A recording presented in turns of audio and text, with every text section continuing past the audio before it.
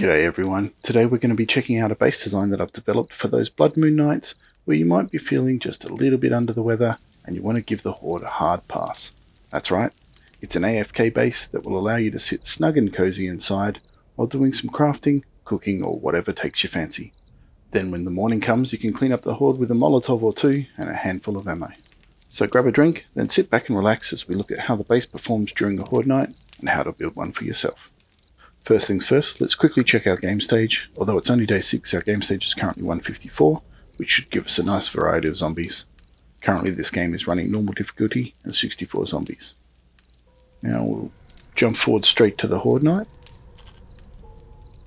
and bring our camera out and set up to watch the zombies coming in. Now while we're waiting, I should point out that to keep things simple, I've not added any vulture protection on the roof. Given the goal is to completely AFK using this base, you're going to want to make sure that you've got something on the roof, like some wood spikes in early game, or an SMG or shotgun turret for the mid to late game. Now as you can see, we're starting to get most of the zombies heading in now, primarily grouping up on the left bank, and while a few jump up onto the grey concrete blocks to start with, they typically can't make the jump across the green triangle pairs and fall back down. For those that do make the green jump, usually while they're standing on another zombie's head, they fail the yellow jump and again join the group. From there the zombies' pathing is broken by the need to go out and around the triangles, so they generally just mill around for a while. They will of course do some damage to the blocks, lashing out from time to time, but it's more incidental hits rather than a determined effort to get in. And regardless, we've got 3 other sides providing redundancy should they take out all of the ground level blocks on this side. Okay, and it looks like they're all in now, so let's give it a bit of a watch and see what they do throughout the Horde.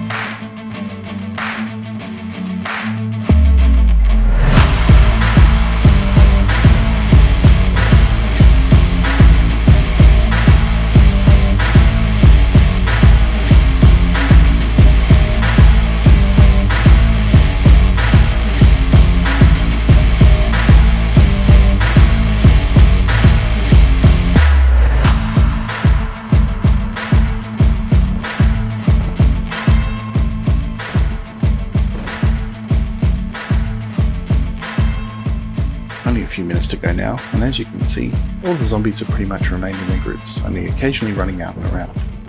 There's been very few attacks on the main wall, which is good, as that means very low chance of anyone coming inside the base.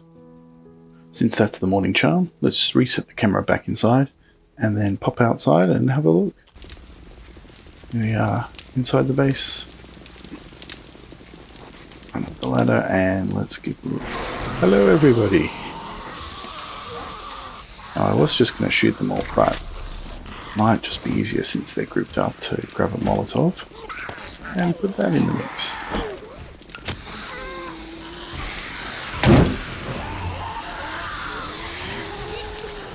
That seems to have done the job nicely. Let's see how many that takes out. Grouping up in the XP. It's like 20,000.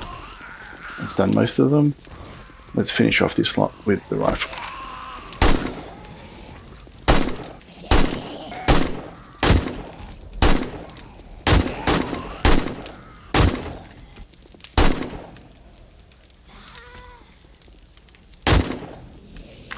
Now there was that other small group over here.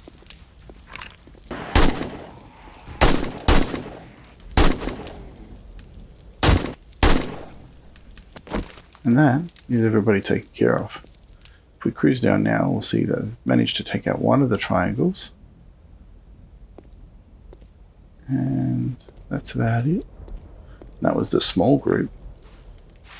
Over in the big group, they haven't destroyed any of the individual triangles themselves. Maybe they were more spread out. Let's grab the...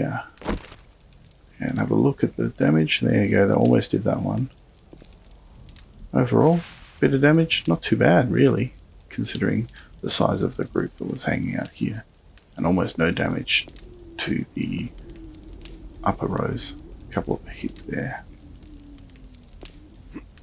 Overall not bad. Now one thing I noticed during the Horde night was that there weren't any spiders or cops, so just to double check that they won't cause any unexpected issues, let's just spawn in a few of each and have a quick look. Some spiders and some cops, get their attention, and hopefully they just mill around the bottom the same as everybody else, which is what they should do. They can't quite work out what the pathing is, so they just hang around at the bottom. Occasional whack on the blocks, maybe a hit on the wall. Nope, just went over to have a look. Alrighty, that's looking pretty good. Now in theory, if we jump back inside and then run up, they should, once they see me, start spinning and jumping. Certainly got their attention. And go on. There's the spit. All three. And whoa! There's the jump. Take care of this guy. You die now. Come on. Okay, let's get into the build for this AFK base. While you don't have to do it exactly like I'm going to, this will give you the basics that you can then use in other situations. To start with, we want to build a 10 by 10 L shape that'll look something like this. Then we want to fill in the other two edges and end up with a 10 by 10 square like this. From there we want to fill in the square and we should end up with a nice foundation that looks like this. From there we add a wall 3 blocks high all the way around the foundation. It should end up looking like this. Grab my favourite block, the plate 1/4 triangle, and rotate it so that it's level with the top of the wall, then chuck it in. Next we rotate it back so that it's opposite that last block, but positioned at the bottom. This creates what the zombies see as a valid path, but has a gap that they fail to jump across nearly all of the time. Now we need another block. It's called the door trim 1 meter off center corner. There it is. And rotate this around so that it's directly underneath the row of triangles that we just added. This gives us something to anchor the next step down to. It is nice and small and isn't going to get hit by or targeted by the zombies. We then copy the rotation from the first row and repeat so that we can work our way down the slope.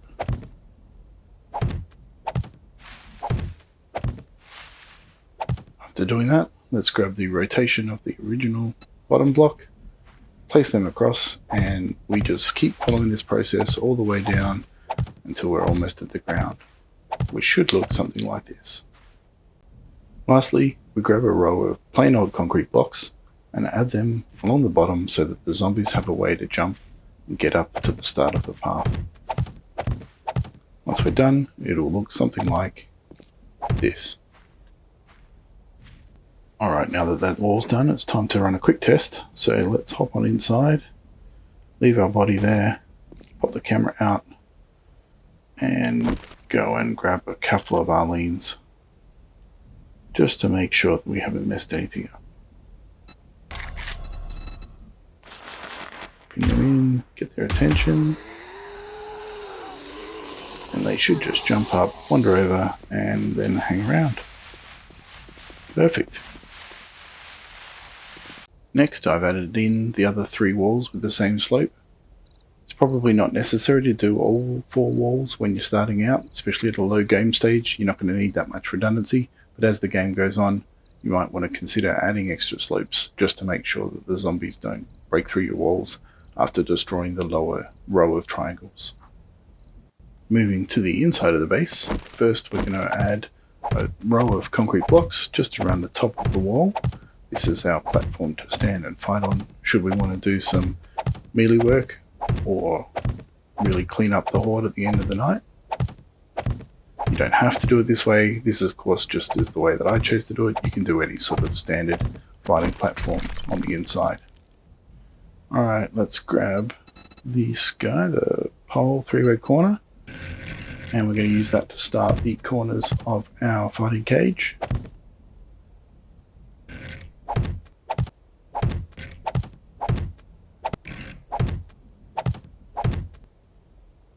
Then to fill in the gaps between the corners, we just need a normal pole, rotate that around, and fill in each of the 3 bars.